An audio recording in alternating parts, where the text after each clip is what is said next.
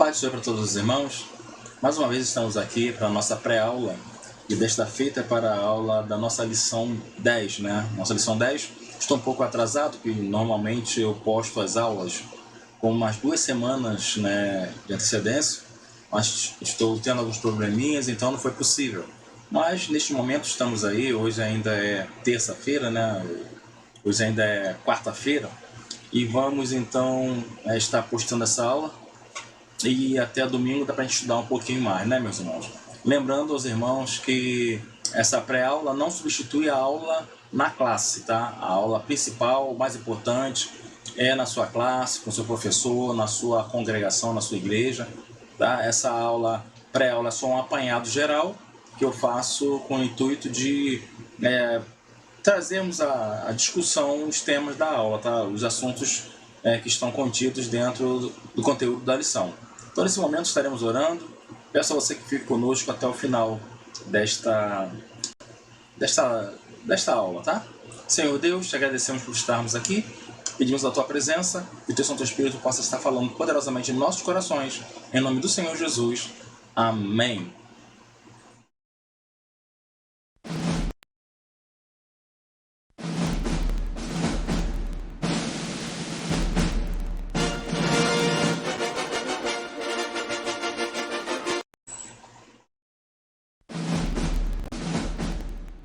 Bem, meus irmãos, deixa eu voltar aqui um pouquinho, tá certo agora? Vamos estudar nesta lição, né?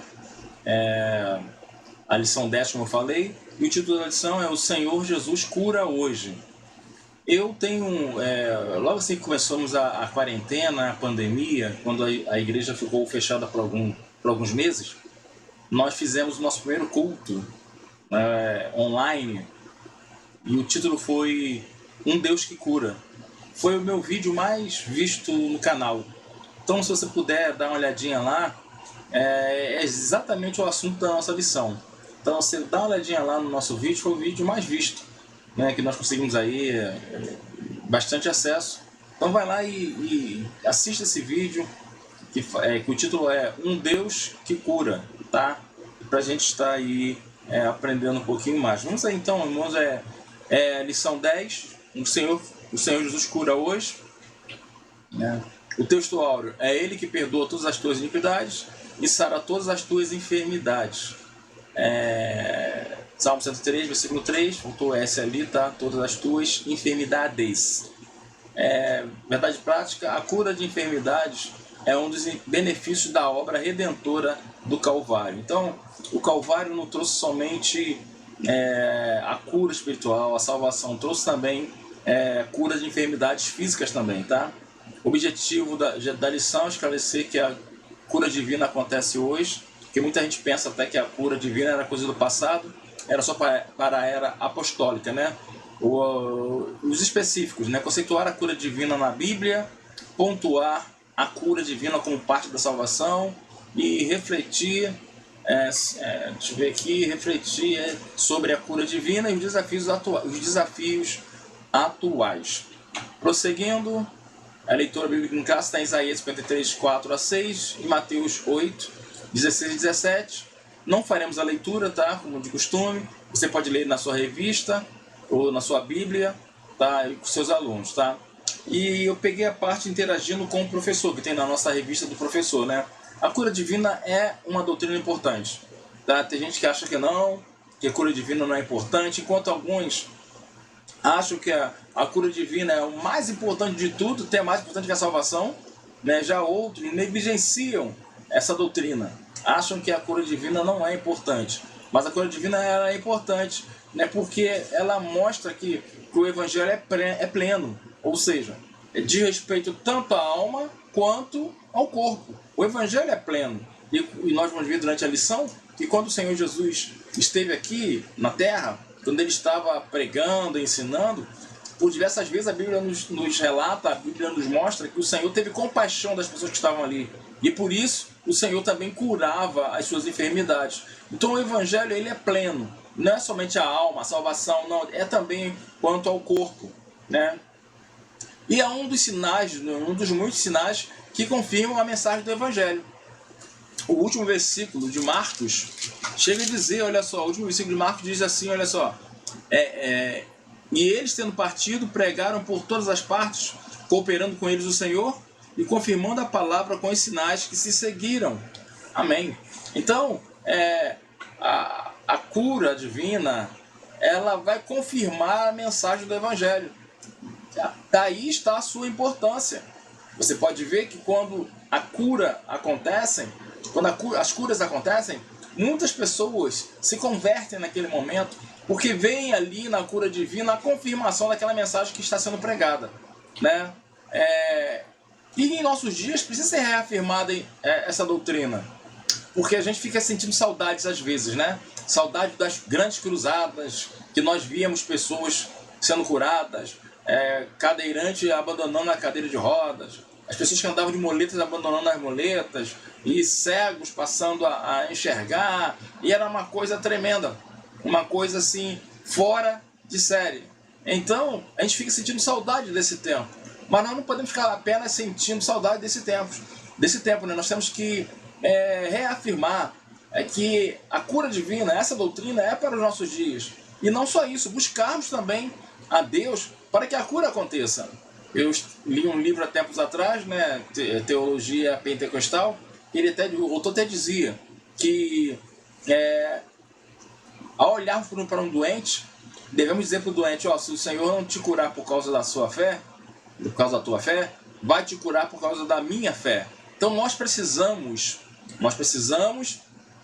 reafirmar essa doutrina em nossos dias, né? E a igreja antiga, ela esperava que esse sinal acontecesse enquanto pregava a mensagem de salvação.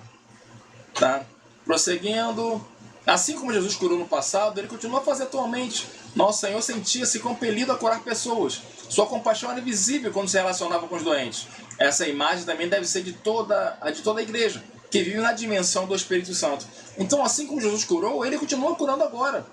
Se nós lermos o primeiro versículo de Atos, quando Lucas escreve para Teófilo, ele diz: fiz o primeiro tratado, ó Teófilo, acerca de tudo que o Senhor Jesus começou não só a fazer, mas a ensinar, até no dia que foi recebido no céu. Então ele começou. A palavra não diz que ele terminou. Por que não diz que ele terminou? Porque a partir de agora, o Senhor Jesus estaria curando através da igreja. E nós temos que dar continuidade nisso, né? Não somente de cura, mas de ensino, da pregação das boas novas. Então agora cabe à igreja continuar esse ensino, continuar esse ato e continuar curando. O próprio Senhor Jesus disse que no nome dele nós curaríamos os doentes. Então nós temos que continuar levando aí adiante. Deixa eu só mudar aqui, né? Vamos para a introdução da nossa lição. Pode pegar essa revista aí, a introdução está aí. Deixa eu botar aqui, tá? Como eu sempre falo, esse vídeo não é editado, tá? Do jeito que eu faço aqui, eu gravo aqui, vai para o canal assim mesmo, né? Assim como Jesus fez no passado, ele deseja atualmente curar e libertar os enfermos e os oprimidos. Então não é somente no passado, isso aí não é uma coisa do passado, não, isso aí é coisa do presente, a cura divina é do presente. Ele demonstrou misericórdia e compaixão ao tomar sobre si as nossas enfermidades e dores. O caráter e a compaixão de Jesus permanecem na atualidade, né? Deus é fiel para curar as pessoas, para curar as nossas enfermidades. Então isso aí permanece na atualidade, não é algo do passado, é algo também do presente. Isso aí permanece nos dias de hoje, tá? E o ponto central aí, né? O ponto central, a cura divina é para hoje. Então devemos bater nessa tecla. Se alguém está doente, a cura divina é para hoje, tá? Não é coisa do passado. A cura divina na Bíblia tem a ver com a saúde pública no Antigo Testamento, a prevenção de doenças como uma orientação bíblica e as curas de Jesus no Novo Testamento. Então a cura divina, quando você olha na Bíblia e aparece a cura divina, ela tem a ver com essas três coisas aí: a saúde pública, prevenção de doenças e também as curas de Jesus no Novo Testamento. Tá? Prosseguindo, a saúde pública no Antigo Testamento. Em Israel, a saúde era uma promessa de Deus, mas o povo tinha que fazer a sua parte. Deus garantiu a saúde dos filhos de Israel, desde que eles cumprissem os termos do pacto do Sinai. Nenhuma das enfermidades porém sobre ti, que pus sobre o Egito, porque eu sou o Senhor que te sara. Então, a cura das enfermidades do povo de Israel era uma promessa de Deus. Mas o povo de Israel tinha que fazer a sua parte. E hoje em dia também não é diferente, tá? Se nós queremos cura, nós temos que fazer a nossa parte também. Então, havia um pacto. Havia um pacto que o Senhor tinha feito com eles. E se eles cumprissem esse pacto, eles não adoeceriam. O Senhor o livraria das doenças, das enfermidades. Ocorreria a cura, né?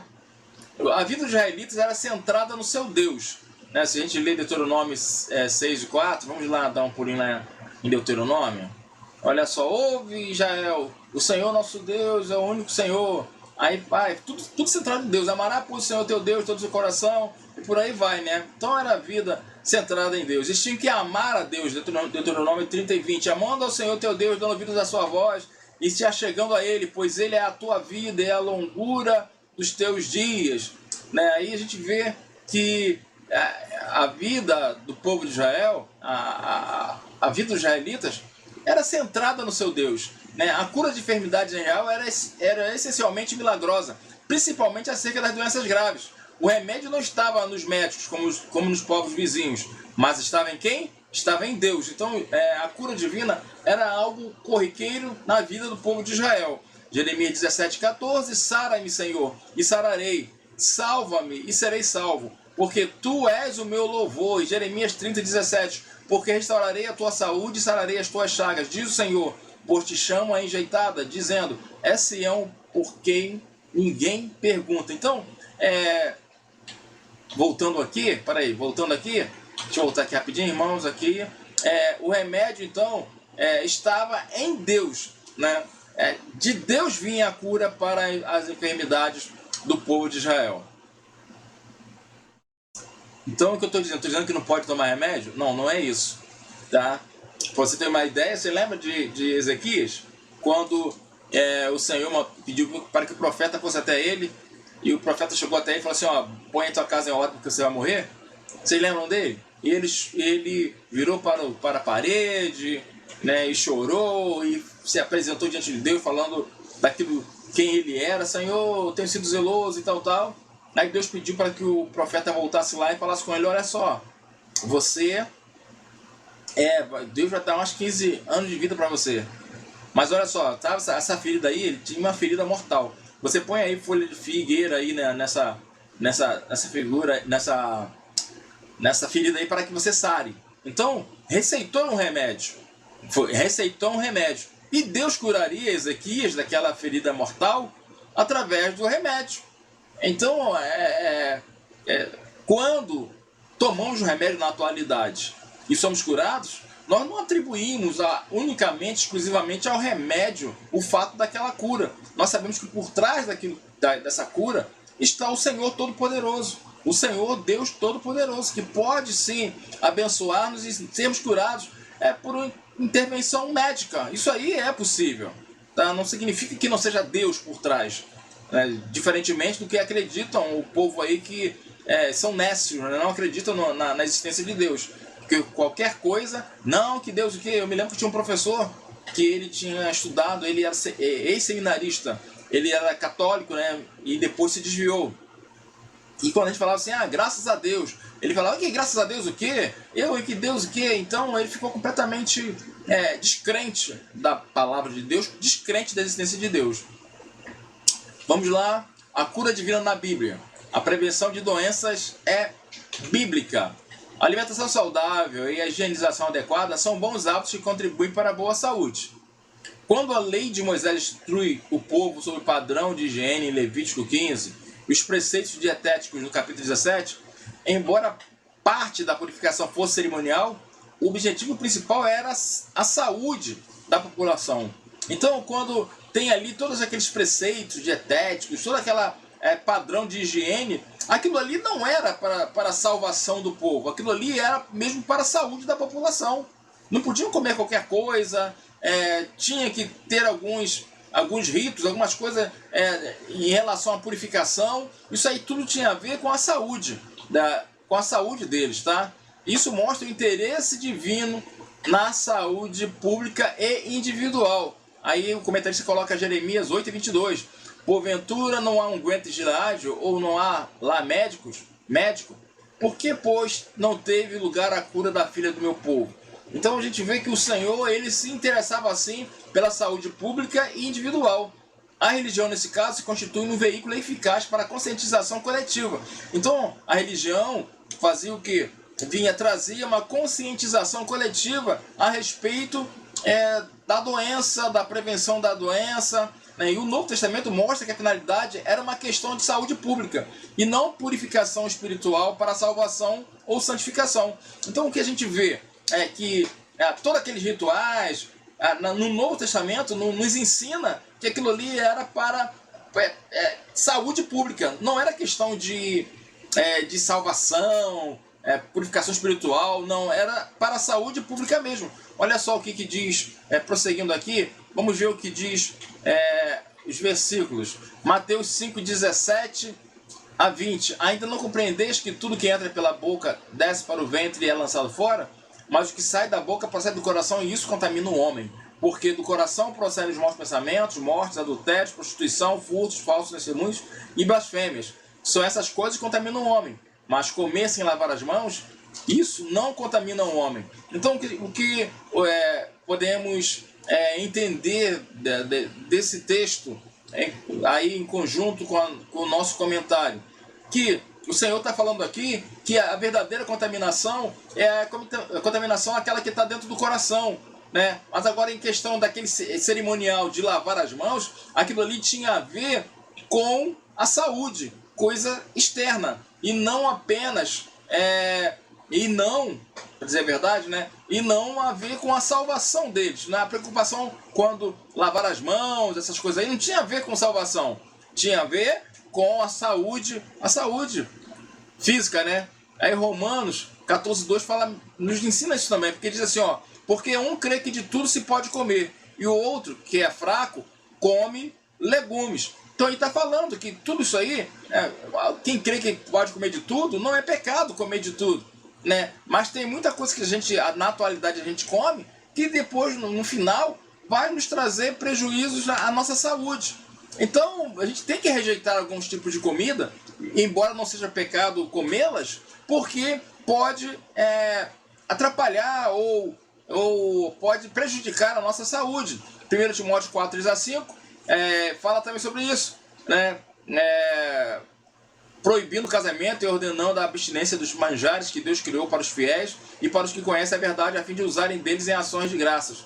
Porque toda criatura de Deus é boa, e não há nada a que rejeitar, sendo recebido com ações de graças, porque pela palavra de Deus e pela oração é santificada. Então, a questão do alimento, aí nós não podemos sair comendo qualquer coisa que pode prejudicar a nossa saúde. Então nós precisamos ter cuidado em relação a isso, né? As curas de Jesus. Israel dependia de Deus, mais de Deus, e a sua garantia de saúde estava na obediência. O número de enfermos era alto e as curas efetuadas por Jesus logo chamaram a atenção do povo. Então pensa bem, tinha muitos enfermos na época de Cristo. E quando ele aparece trazendo cura, curando, isso aí provoca o povo, chama a atenção do povo. E o povo logo vem, né? E Jesus veio ao mundo para salvar os pecadores. Então, se a gente ler lá em Mateus, né, que está a referência aí, Jesus ensinava, pregava e curava. Então ele fazia essas três coisas aí. Ele ensinava, ele pregava e curava. E em 1 Timóteo diz que Jesus veio ao mundo para salvar os pecadores. Então nós sabemos que ele veio ao mundo, seu objetivo principal era salvar, trazer salvação.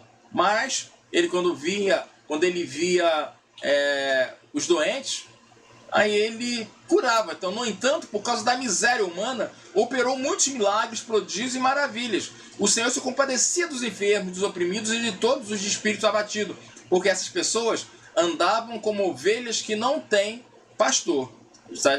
Mateus e Marcos falam a respeito disso, né? A compaixão era a principal motivação de Jesus para ministrar ao povo. E isso não mudou com o tempo, pois a promessa de cura divina continua valendo, né? É para hoje também. Se você ler Marcos aí que está aí a referência, você vai chegar no versículo que diz: e estes sinais seguirão aos que creem. crerem. Em meu nome, expulsarão o demônio, em meu nome, curarão. Então esses sinais aí, a cura divina, continua valendo. Se você crê em Jesus, se nós cremos no Senhor Jesus, então a cura divina também vale para os nossos dias. E encerrando o tópico 1, o ato de cura de enfermidade na Bíblia é milagroso, né? Essencialmente milagroso. A cura divina, cura divina como parte da salvação.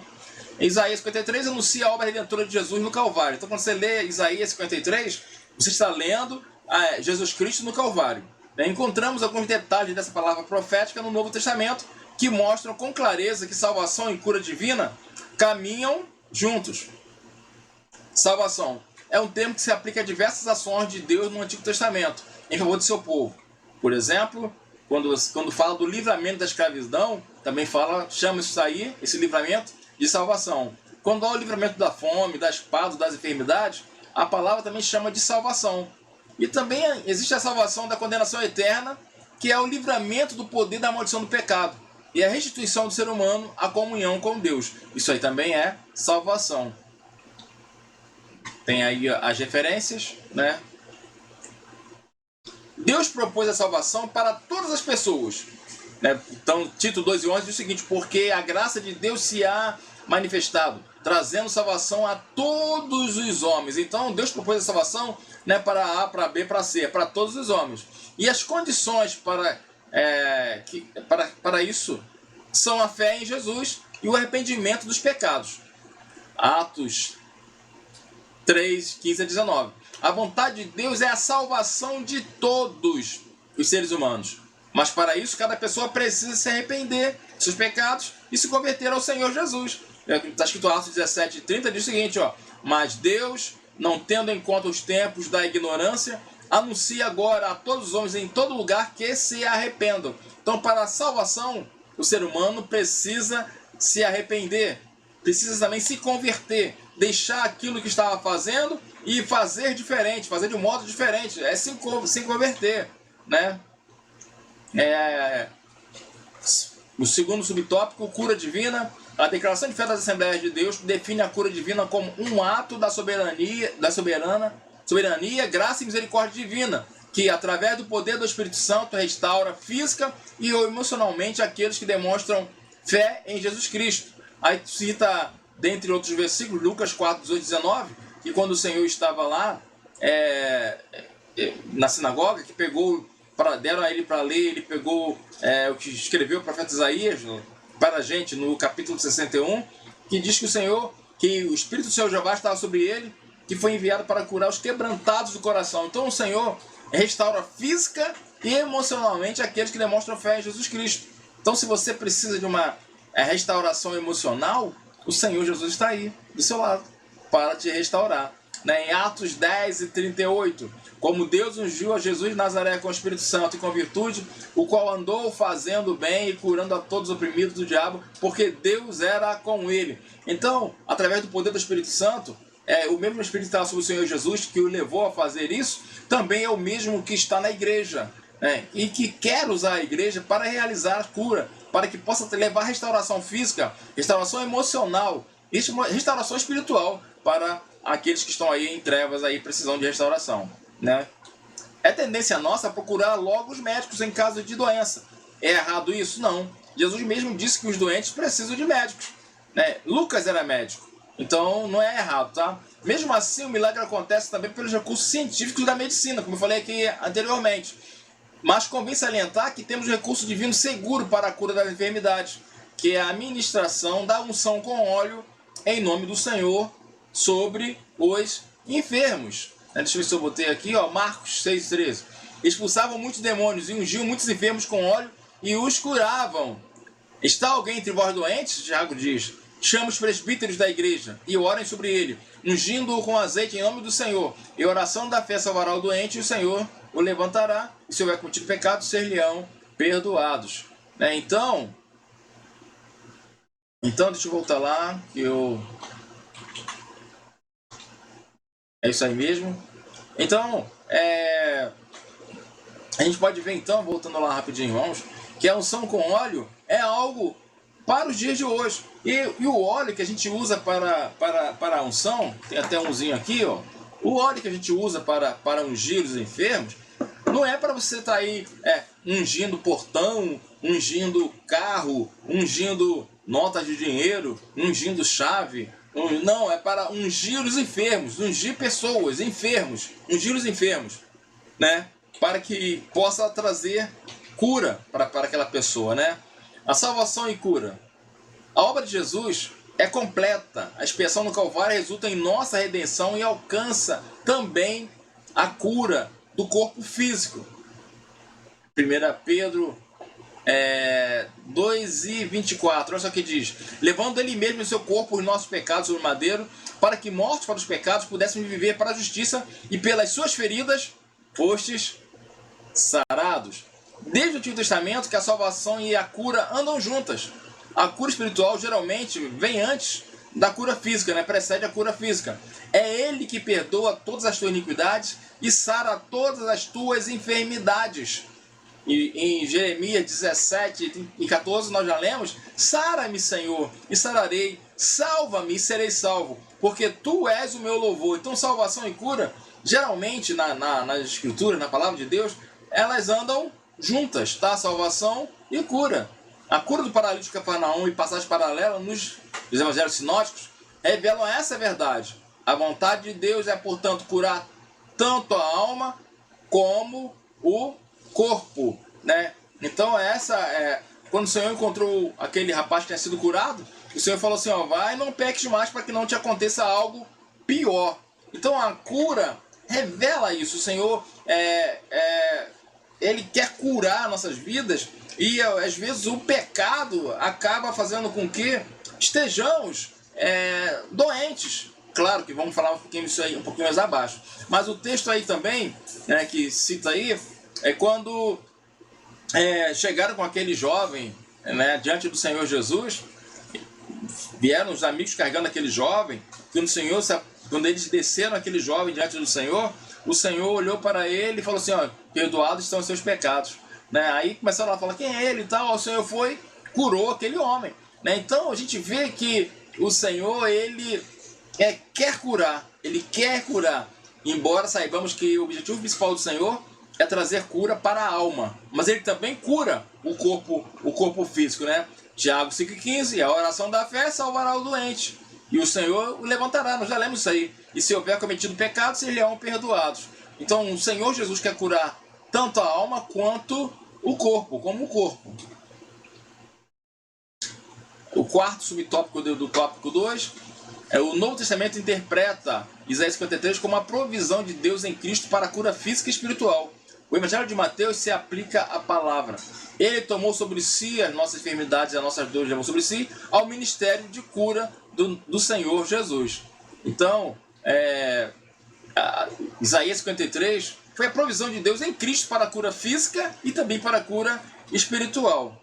A gente está batendo na tecla de que a cura divina é para hoje. Tá? O Senhor não está apenas interessado em curar nossa alma. Ele também quer curar o nosso corpo físico. Tá? Embora saibamos que o objetivo principal do Senhor foi a salvação daqueles que vinham até Ele, ou do mundo, né? O verbo sarar, pelas suas pisaduras fomos sarados, indica cura física. Isto está muito claro nas inúmeras curas físicas de enfermos efetuadas por Jesus. Essa cura é também espiritual, isso diz respeito à salvação, levando Ele mesmo em seu corpo os nossos pecados sobre o madeiro, para que, mortos para os pecados, pudéssemos viver para a justiça, e pelas suas feridas fostes sarados. E encerrando o tópico 2, o discurso profético de Isaías 53 e seu cumprimento no Novo Testamento mostram que salvação e cura divina caminham juntas. Terceiro tópico, a cura divina e os desafios atuais. Os desafios atuais são diversos, dentre eles saber sobre a natureza da enfermidade, se o problema é físico ou espiritual, e ter o discernimento sobre a vontade de Deus. As doenças. As enfermidades são uma das causas de maior sofrimento ao ser humano.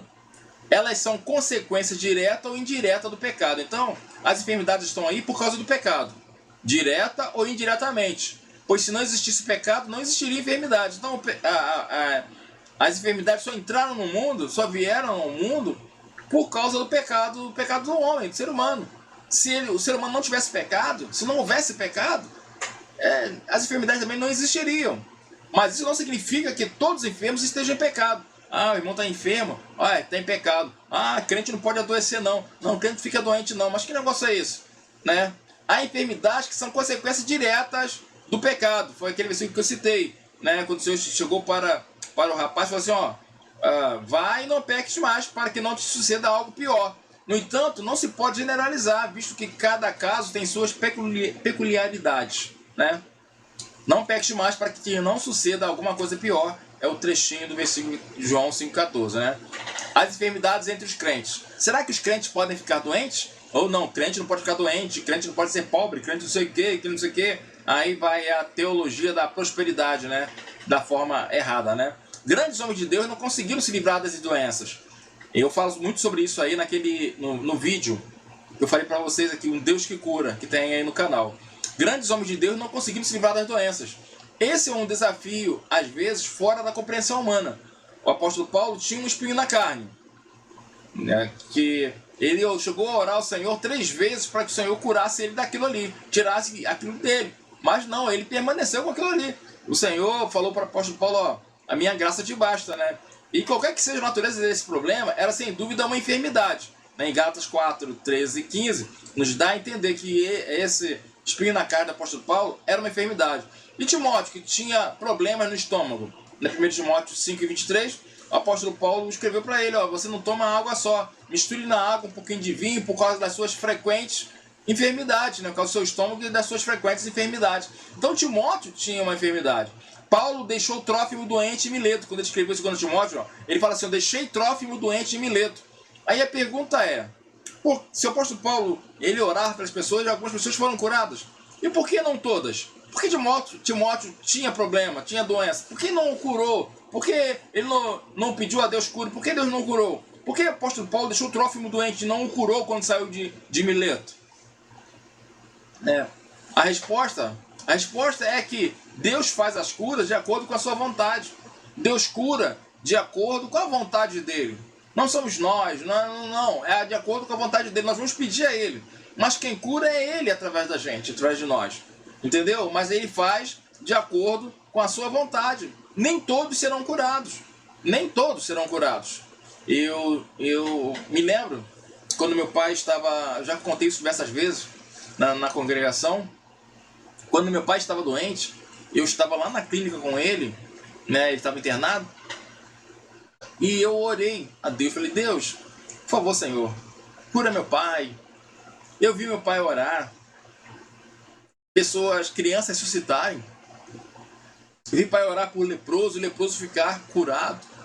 Eu vi meu pai orar por as pessoas eram curadas. Eu falei, Deus, por favor, Deus, cure meu pai, Senhor, cure meu pai. E abri a Bíblia para ler.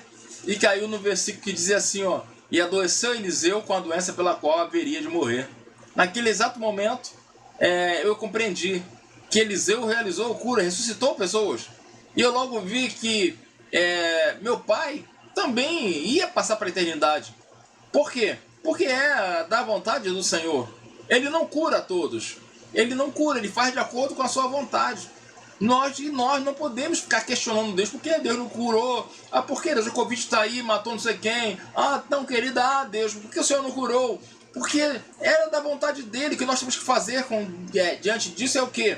Aceitarmos a vontade de Deus, chorarmos no colo dele, chorarmos com ele, né? Chorarmos segurando nele e aceitar assim a sua vontade, porque ele é soberano, ele faz o que ele quer, ele é o soberano. Então ele não cura todos, tá? Ele não vai curar todos. E não confundir doença com possessão maligna. Muita gente pensa que, é demônio, é isso e aquilo. Não.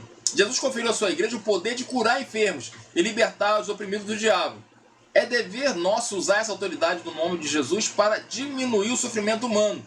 Jesus tem saúde para dar a todos os enfermos, mas nem sempre compreendemos o plano de Deus para determinada pessoa. Então, ele tem saúde para todo mundo, mas ele tem planos para determinada pessoa. Ele não cura todos, como já falei. E também nem toda doença é opressão maligna. Existe sim pessoas que estão doentes por opressão maligna. Quando você ora e aquele espírito vai embora, a pessoa fica curada. Mas nem sempre doença é possessão maligna. Curar os enfermos, limpar os leprosos, ressuscitar os mortos, expulsar os demônios, de graça recebeste, de graça dai, é um pedido, uma ordenança do Senhor Jesus, né? Duas coisas básicas devemos observar. Primeiro, se a enfermidade é uma opção maligna ou uma questão médica, para não expulsar demônio onde não há demônio. Então, por exemplo, nós vivemos uma época aí, estamos vivendo uma época em que o mal do século está imperando aí na vida das pessoas. A depressão está operando na vida das pessoas. E muita gente acha que depressão é questão demoníaca. E aí nem sempre é. Pode ser questão psíquica mesmo. E a pessoa precisa de tratamento, precisa tomar remédios para que possa alcançar a cura. Então, nem sempre é opressão maligna. Nós precisamos ter discernimento do Espírito de Deus para sabermos qual a origem daquela enfermidade. Às vezes é uma enfermidade que vai ser curada com a nossa oração. Às vezes é uma enfermidade que vai precisar passar pelas mãos dos médicos, tomar medicamentos e tal. E muitas vezes aquela enfermidade você expulsou o demônio e pronto, né? E aí fala, né? É uma questão médica. E temos que ter cuidado, né, para não expulsar demônio onde não há demônio. Ficar expulsando demônio, sai, porque isso machuca as pessoas. E não é tão incomum entre nós. Sempre acontece isso aí. A pessoa está tentando expulsar um demônio onde não tem demônio, né? Segundo, entender que Jesus é Senhor e não servo. Ele cura como quer e onde quer, de acordo com a sua vontade. Então, ele não é servo, ele é Senhor. Então ele faz de acordo com a sua vontade, né?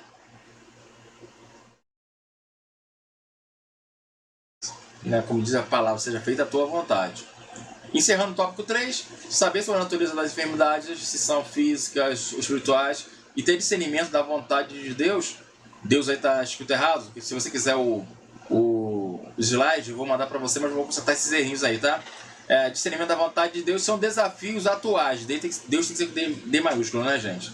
Então, saber sobre a natureza das enfermidades, se são físicas ou espirituais, e ter discernimento da vontade de Deus são desafios atuais. Concluindo, precisamos saber que a cura divina é real e atual. Além disso, devemos entender que o Senhor Jesus cura quando, como e onde quer, e não da maneira que às vezes pensamos.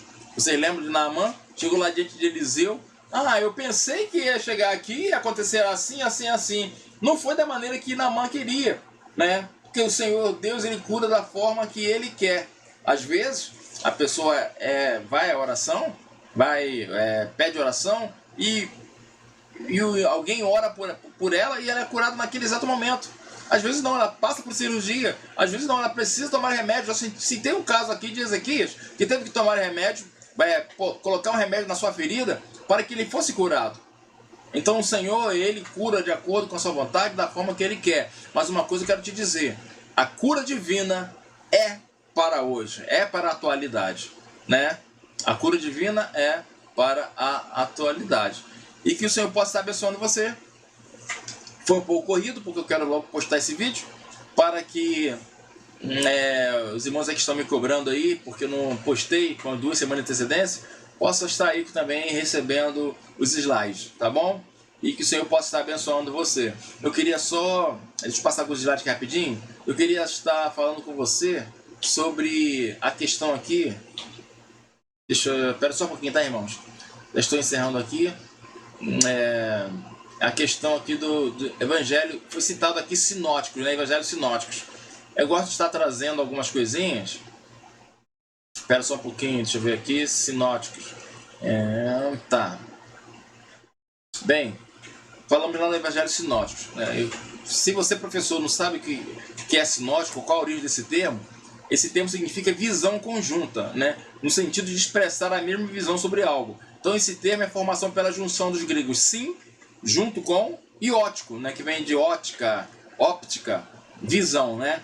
Então os evangelhos de Mateus, Marcos e Lucas fornecem uma narrativa que tem muito em comum. Então muitas muitas passagens são repetidas, eles têm a mesma visão, por isso são chamados de evangelhos sinóticos, enquanto o evangelho de João é diferenciado, tá? Tem uma outra visão, por isso que Mateus, Marcos e Lucas são chamados de evangelhos sinóticos, eles são sinóticos por causa disso, tá? Então vamos estar nesse momento encerrando a nossa aula e espero que esses 40 minutos possa servir de algum proveito para você. Amém? Estaremos postando a lição seguinte, que é sobre evangelização, Deixa eu ver aqui, o título exato é Compromissados com a Evangelização. Amém? E que Deus possa estar abençoando as vossas vidas. Fiquem na paz de Cristo.